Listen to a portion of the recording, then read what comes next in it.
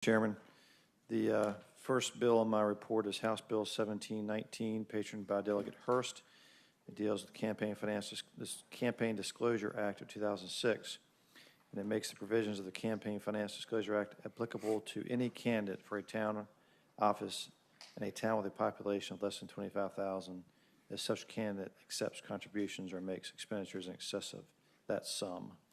The bill reported out of subcommittee on a vote of 6-0, and I so move. Do you want to handle these in a block, or do you want to handle them? No, we'll go one by one because not all of them came out unanimously. All right, there's a motion and a second to report House Bill 1719. Is there any discussion? All those in favor will vote yes.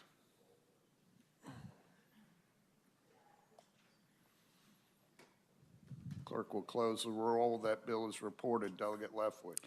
Thank you, Mr. Chairman. Next bill is House Bill 1929, patroned by Delegate Yancey. And there's a substitute, so I move the substitute. All right, there's a motion and a second to adopt the substitute. Any discussion on the substitute? All those in favor of adopting the substitute will say aye. Aye. Any opposed? All right, the substitute is before us. Delegate Leftwich.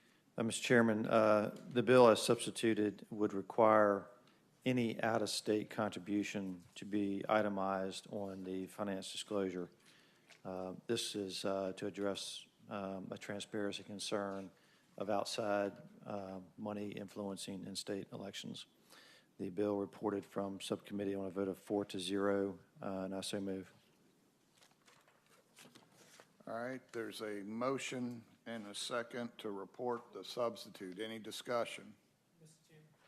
Delegate Lindsey. I'm just confused. I'm looking at my reporting. I see it reported out 4-2. Am I wrong? That's correct. I believe that's what I indicated, Mr. Chairman. Right. All right, any other discussion? Everyone in favor will vote yea. Those opposed, nay.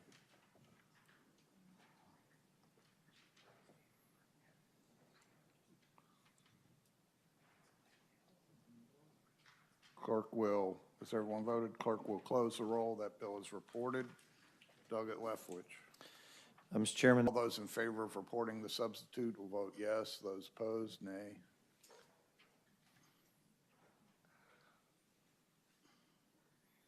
Clerk will close the roll. That the substitute is reported. Delegate Leftwich. Mr. Chairman, next bill is House Bill 2625, patroned by Delegate Lindsey. And in light of the certain elections in this last cycle where you had multiple recounts occurring at one time, Delegate Lindsey's bill addresses a process in which to do that so that there's consistency across the state and avoids confusion in the election rooms. The subcommittee recommended reporting on a vote of 6-0, and I so move. All right, there's a motion. Is there a second to report? Second to report House Bill 2625. Any discussion? All those in favor will vote yes.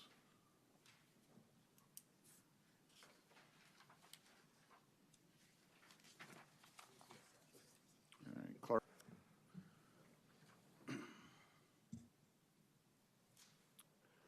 All right, all those in favor will vote yea. Those opposed, nay.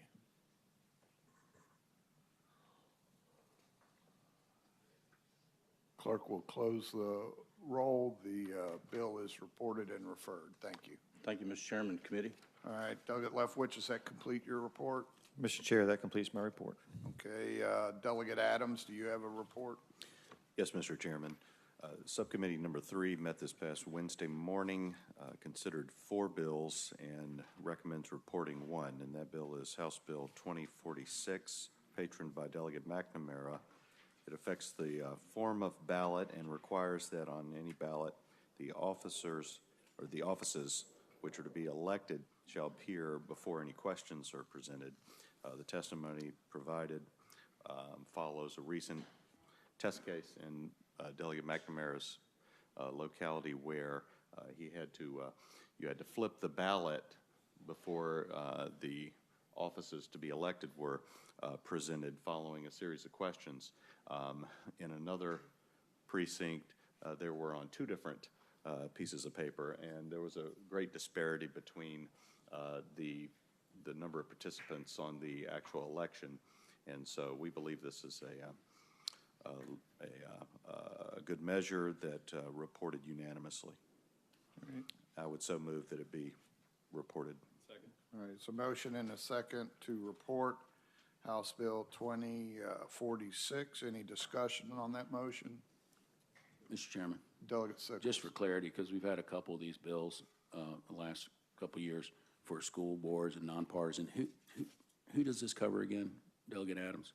Just for everybody in the audience knows. On the ballot order. I believe it's all. Okay. Yeah. Well, Mr. Chairman, there's already procedures for people that have a Republican or Democratic nomination on how they get on the ballot. It's like first to the door. Yeah. And but on the nonpartisan elections, it's not that way, but we've changed that law to improve that last couple of years.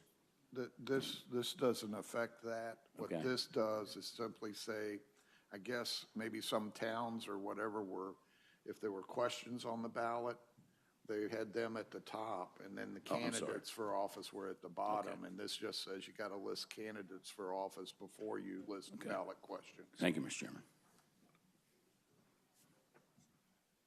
Any other discussion? All those in favor of reporting will vote yes.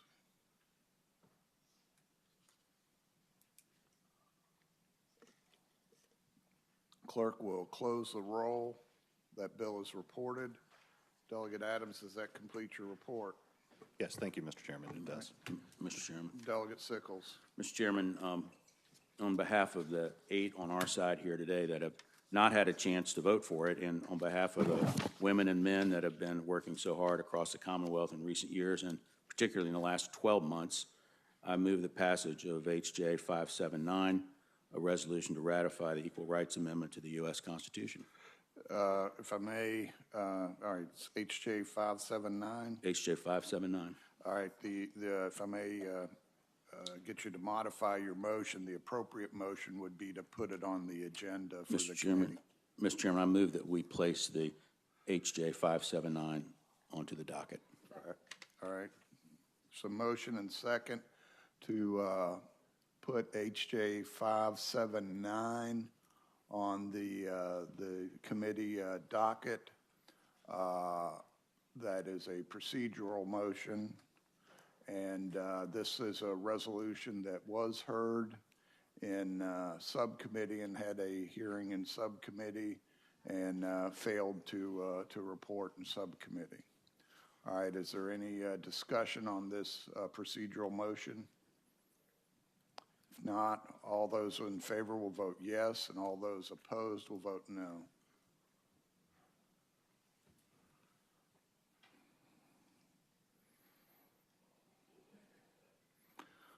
Clerk will close the roll. That motion fails.